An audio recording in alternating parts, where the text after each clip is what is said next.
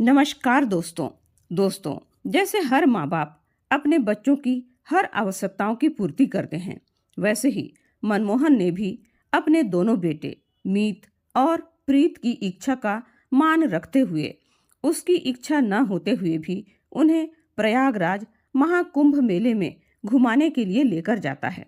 मनमोहन की इच्छा क्यों नहीं थी उस पवित्र महाकुंभ मेले में जाने की?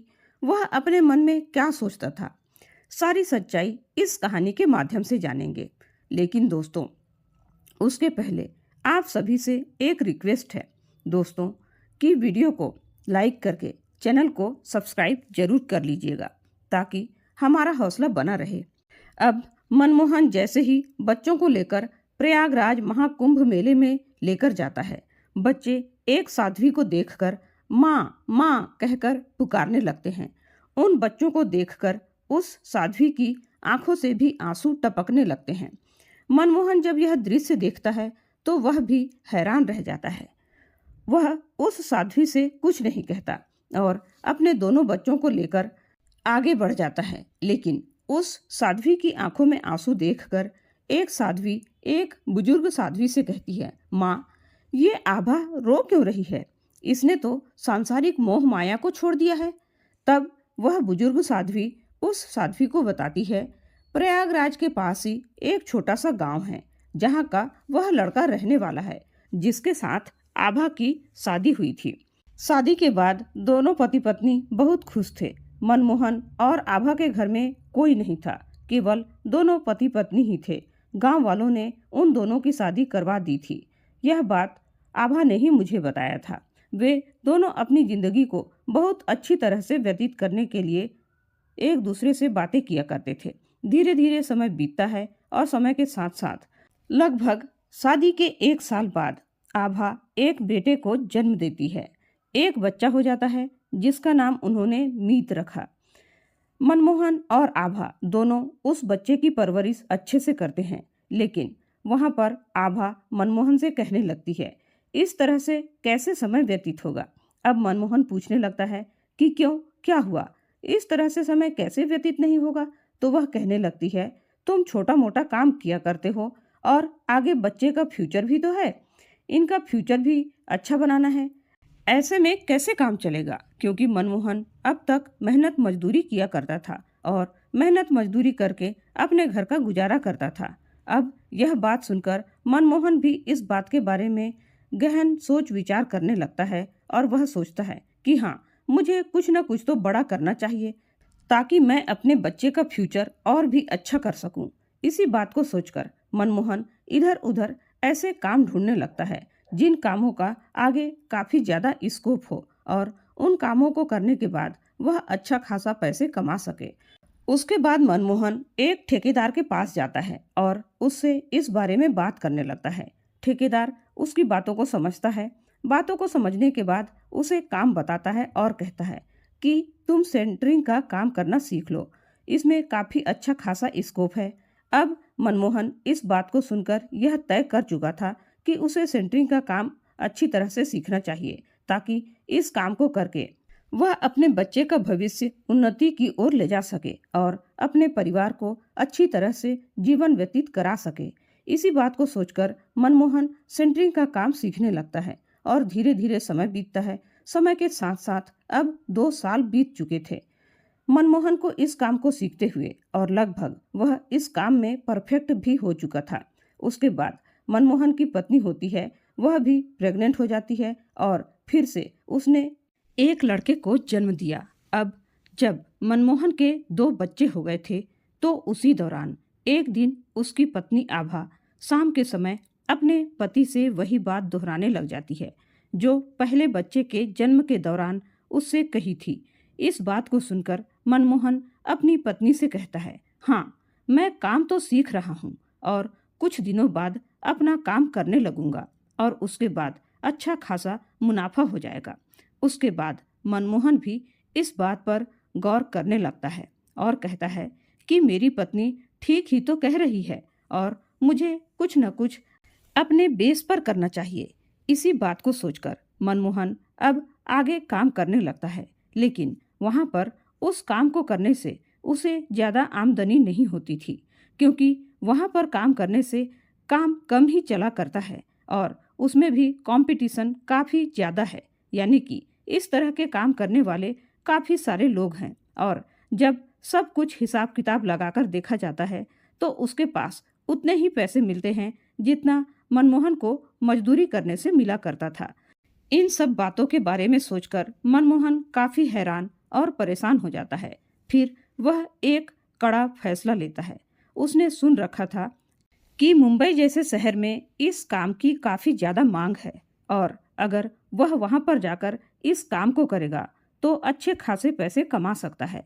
इसी बारे में एक दिन शाम के समय वह अपनी पत्नी आभा से बात करता है तो उसकी पत्नी भी उससे कहती है, ठीक है, अगर ऐसी बात है तो आप बेशक वहाँ पर चले जाइए और बच्चों की देखभाल मैं आराम से कर लूँगी। आप पैसे भेजते रहिएगा।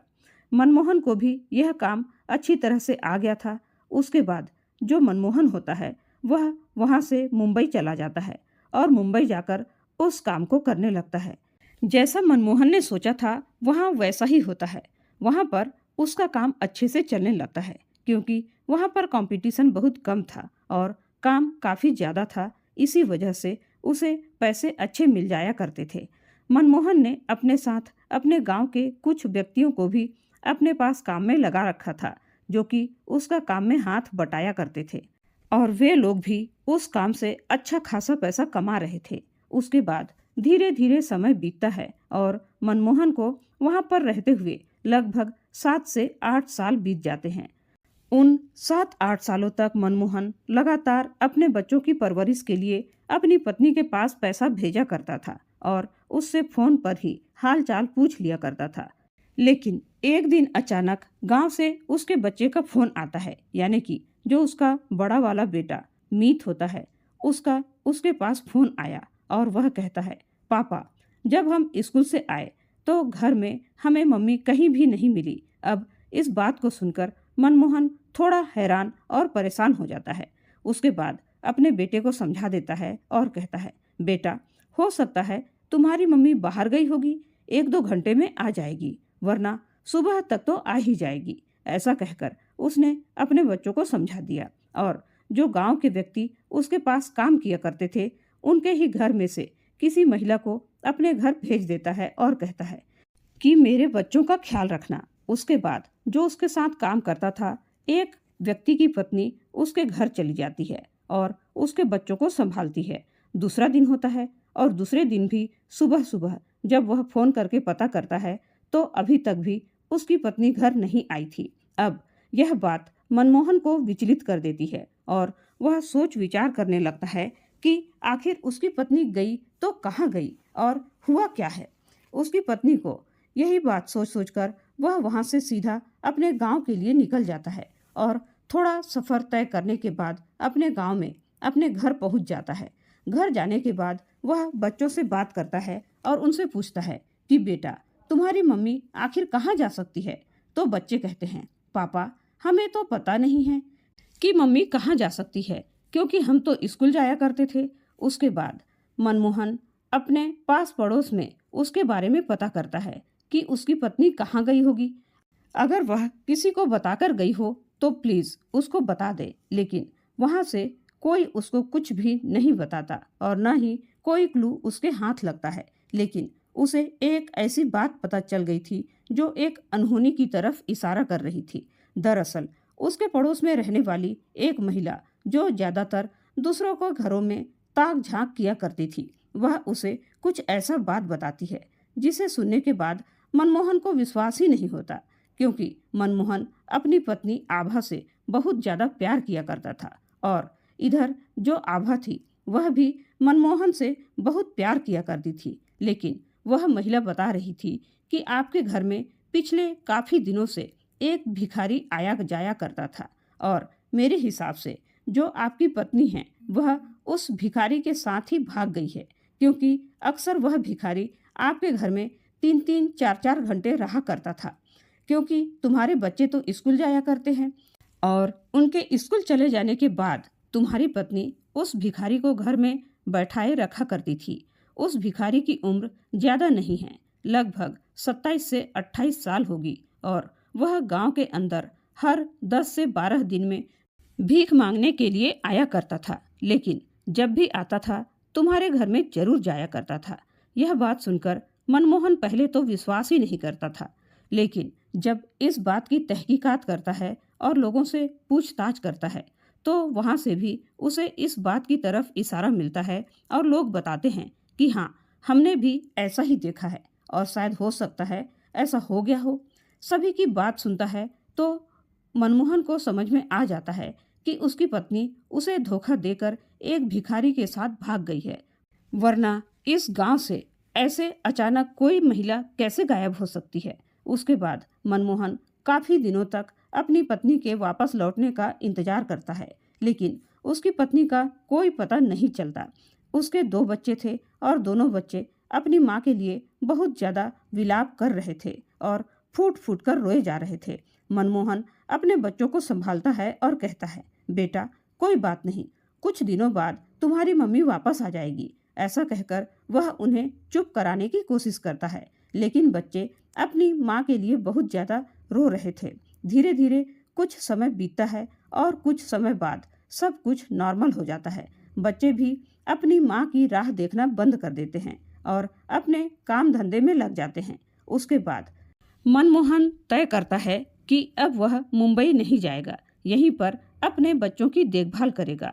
वह वहां पर रहने लगता है, लेकिन गांव में उसे कुछ ऐसी बातें सुनने को मिलती है जिन्हें सुनने के बाद वह दोबारा से मुंबई जाने का फैसला कर लेता है, क्योंकि गांव के अंदर बात चल रही थी कि 2 बच्चों की माँ एक भिखारी के साथ भाग गई, जबकि मनमोहन के पास बहुत कुछ है, लेकिन फिर भी उसने किसी भी चीज की परवाह नहीं की।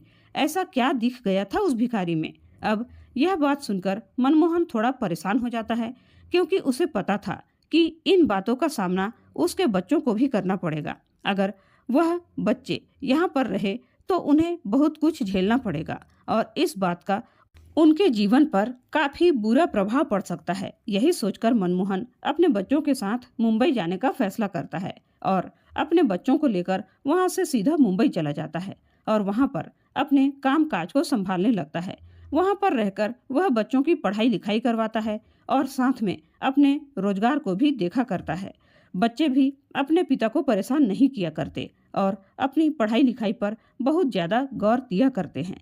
धीरे धीरे समय बीतता है और समय के साथ साथ मनमोहन को वहां पर रहते हुए 4 साल बीत गए थे। एक दिन शाम के समय पूरा परिवार बैठकर टीवी देख रहे थे, यानी कि मनमोहन और उसके दोनों बच्चे टीवी पर एक मूवी देख रहे थे। उस मूवी में अचानक से कुंभ मेले का जिक्र होता है।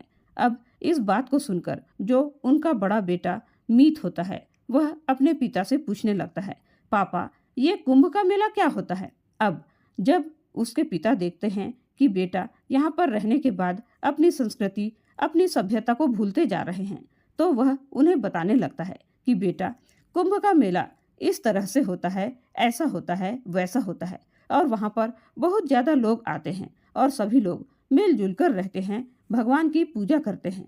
दरअसल उस मूवी में एक ऐसा सीन था जहाँ पर एक व्यक्ति कहता है कि मेरा जुड़वा भाई कुंभ के मेले में बिछड़ गया और उसके बाद अब मैं उसे ढूंढता फिर रहा हूँ।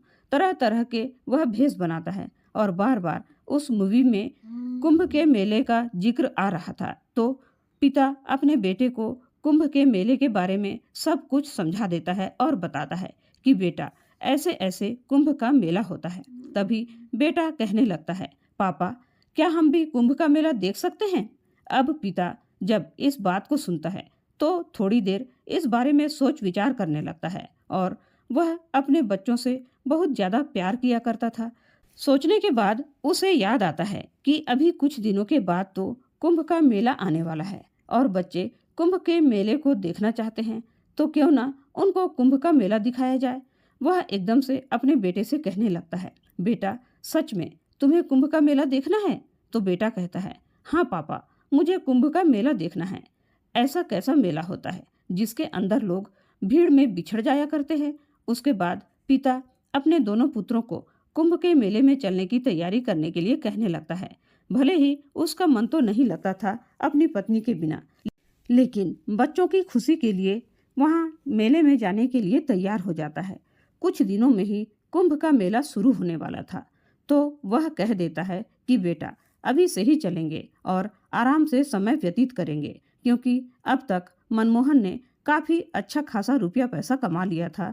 तो वह कहता है काफ़ी दिन वहाँ पर रुक कर आएंगे और कोई भी किसी भी प्रकार की दिक्कत नहीं होगी। बेटे इस बात को सुनकर एकदम से खुश हो जाते हैं और अपने पिता को गले से लगा लेते हैं। पिता भी अपने बच्चों को गले से लगाते हुए उसकी आंखों से आंसू टपकने लगते हैं, क्योंकि कभी न कभी उसकी पत्नी ने भी इसी कुंभ के मेले को देखने के लिए कहा था, लेकिन वह परिवार की जिम्मेदारियों के चलते इस कुंभ मेले को अपनी पत्नी को नहीं दिखा पाया था। उसके बाद पूरा परिवार अच्छी तरह से तैयार होता है और तैयार होने के बाद पिता अपने दोनों बच्चों को लेकर कुंभ का मेला दिखाने के लिए निकल जाता है। अब वहां से आने में उन्हें काफी समय लगता है और वैसे भी रास्ते में वह रुक रुक कर आ रहे थे। जहां पर भी कोई घूमने फिरने लायक जगह होती, वहां पर वे लोग रुक जाया करते और घूमते फिरते हुए कुंभ के मेले तक पहुंच जाते हैं। वहां पर जाने के बाद जो पिता होता है वह वहां पर ठहरने का इंतजाम कर लेता है और अपने बच्चों को कुंभ के मेले की प्राथमिकताएं बताने लगता है कि किस वजह से यह मेला मनाया जाता है और क्या क्या महत्व होता है यहाँ पर आने का और क्यों हमें यहाँ पर आना चाहिए। ऐसी बातें करते हुए पिता अपने दोनों पुत्रों को लेकर मेले में घूम रहा था, लेकिन तभी उसका बड़ा बेटा जो मीत होता है उसकी नज़र एक साध्वी के झुंड पर पड़ती है, जिसमें से एक साध्वी को वह बड़ी गौर से देख रहा था। थोड़ी देर उसे गौर से देखने के बाद वह एकदम से जोर से माँ माँ कहकर उसे आवाज लगाता है। अब इस आवाज को सुनकर जिस साध्वी की तरफ वह देख रहा था वह भी उसकी तरफ ही देखने लगती है।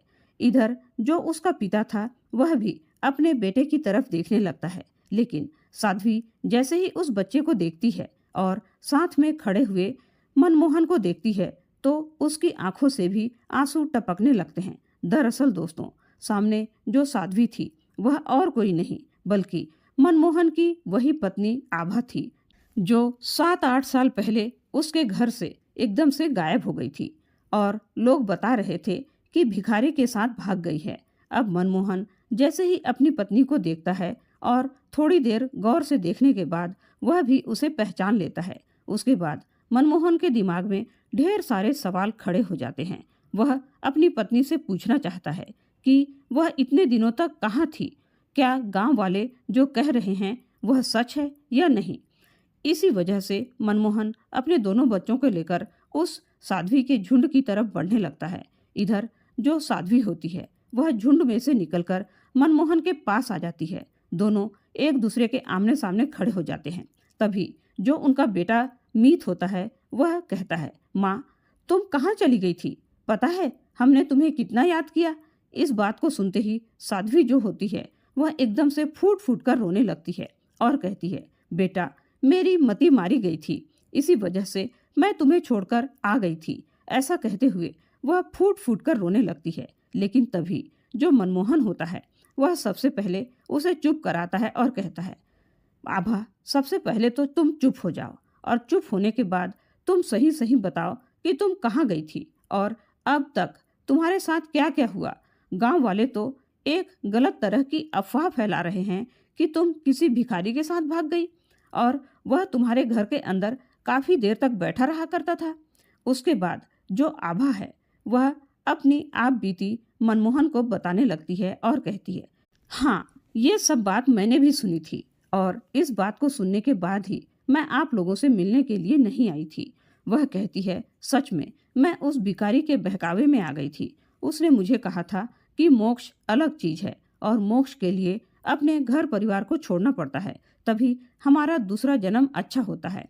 इन सभी बातों का मेरे दिमाग पर बहुत गहरा असर पड़ता है और इसी वजह से मैं अपना सब कुछ छोड़ छाड़ कर उस भिखारी के साथ चली गई थी मोक्ष की प्राप्ति के लिए। लेकिन जैसे ही मैं उसके साथ जाती हूँ तो लगभग 7 से 8 दिन के बाद मुझे उसका असली चेहरा दिखाई देता है। वह मेरा गलत फायदा उठाना चाहता था और जैसे ही मुझे इस बात का पता चलता है तो मैं जैसे तैसे करके उससे जान छुड़ाकर भाग आई और दोबारा से जब मैं अपने गांव में पहुंची तो वहाँ पर मेरे बारे में यह सब अफवाहें उड़ रही थी, जिस अफवाह को तुम अब बता रहे हो। पहले तो मैंने सोचा कि मैं अपने घर जाती हूँ और तुम्हें बताती हूँ, लेकिन फिर मैंने सोचा कि यह भिखारी जितने दिनों से मेरे पास आ रहा है, उतने दिनों के हिसाब से यही बात सिद्ध होती है कि मैं सच में इसके साथ भाग गई और अब कौन से मुंह को लेकर तुम्हारे पास आती। इसी बात को सोचकर मैं वहां से वापस आ जाती हूँ और जैसे ही इधर उधर अपना समय व्यतीत करने लगती हूँ और घूमते घूमते मुझे यह साध्वियों का झुंड मिल जाता है और जहाँ पर ये सभी अपना समय व्यतीत कर रही हैं, इसी तरह से हम लोग भिक्षा मांग मांग कर अपना जीवन व्यतीत कर रहे हैं।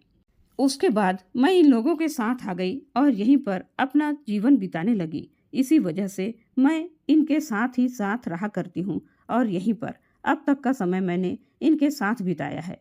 इस बात को सुनकर मनमोहन बहुत ज़्यादा परेशान हो जाता है और अपनी पत्नी को झट से अपने गले से लगा लेता है और कहता है, आभा, मुझे पता था कि ऐसा नहीं हो सकता, लेकिन लोगों की बात का मुझ पर भी इफ़ेक्ट पड़ा है और इस वजह से मैं अपने बच्चों को लेकर वहाँ से मुंबई रहने लगा ताकि इनकी ज़िंदगी में कोई भी और किसी भी प्रकार की कठिनाई न आने पाए, क्योंकि जब इन्हें पता चलता कि इनकी माँ एक भिखारी के साथ भाग गई तो इन लोगों के जीवन पर उसका बहुत बुरा असर पड़ता। लेकिन आज ऊपर वाले की मर्जी से हम दोनों दोबारा से एक हो गए हैं और उसके बाद अपने जीवन को एक साथ हंसी खुशी बिताएंगे।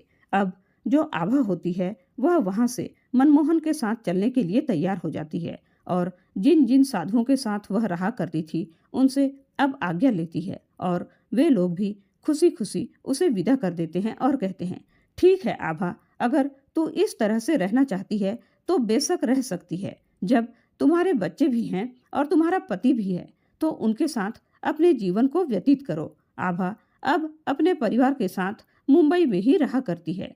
बुजुर्ग साध्वी की बातें सुनकर उस साध्वी की आंखों में भी आंसू आ गए। उसने आभा से कहा, जा बहन, तू अपनी जिंदगी अपने परिवार के साथ हंसी खुशी से बिता और हमेशा भगवान का नाम लेती रहना। अब आभा अपनी गृहस्थी में रहते हुए भगवान का भजन पूजन करते हुए अपना गृहस्थ जीवन सुख शांति से बिताती है।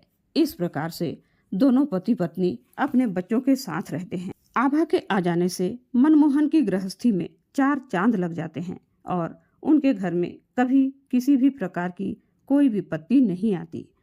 तो दोस्तों, यह थी हमारी आज की कहानी। यह कहानी आप लोगों को कैसी लगी कमेंट करके जरूर बताइएगा। कहानी पसंद आई हो तो लाइक और शेयर जरूर कीजिएगा दोस्तों। कहानी को अंत तक सुनने के लिए आपका बहुत